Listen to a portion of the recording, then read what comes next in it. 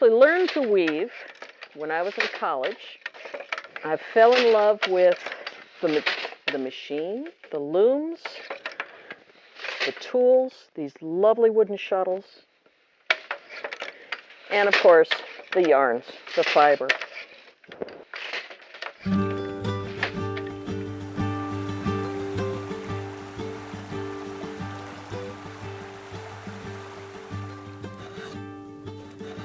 I'm a jeweler and metalsmith for about 20 years, a little bit over.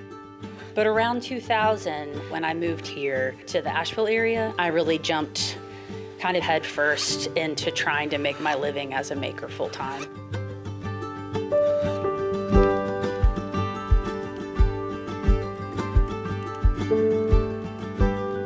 My craft is broom making, which is a Southern Highland craft tradition, but it comes from all over the world.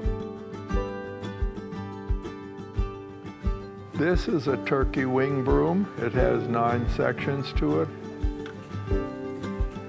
This is a hawk's tail. It has 9 sections, but it is symmetrical, so they're a little bit different from each other. Since 1930, the Southern Highland Craft Guild has sought to cultivate the crafts and craftspeople of the Southern Highlands for the purpose of shared resources, education, marketing, and conservation. There's nothing better than to be a part of a community of other makers, especially makers that have all these different experiences. What it means for me as a guild member is an opportunity to be with peers, an opportunity to do educational demonstrations, which is important to me, to demonstrate and show people this is not a dying art. With a creative community of over 800 juried members spanning the mountains of 9 states, the Southern Highland Craft Guild is an advocate for high-quality craftsmanship of goods made, sold, and curated in the Southern Highlands. The loom structure is about 7,000 years old. The last mechanical innovation to a loom was 1733.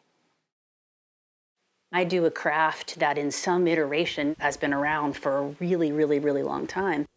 And so being a part of organizations that value the history of craft, both as a whole, but also in the area that I'm living, is incredibly important. Through a variety of educational outreach programs and events, the Guild seeks to foster the next generation of craft artists and collectors.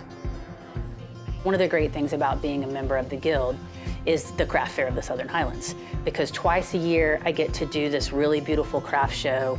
The Southern Highlands Guild is responsible for 50 to 70% of my income. That's pretty darn big.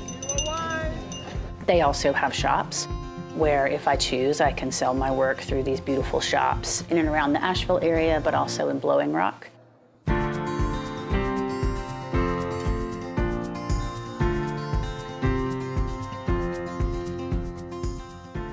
As we evolve as makers, as we evolve in techniques, it is really important that we preserve where we came from, where we started, how we made things, the tools that we used. More than once a day I hear, well, can't you just plug that thing in and it'll make fabric? Well, yeah, but then there wouldn't be me being a part of it. There wouldn't be me with fiber in my hands. That's a human thing.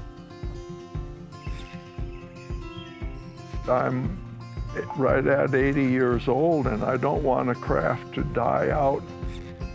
If we don't pass this tradition on to younger people, we may lose it, and that is a very much concern to me.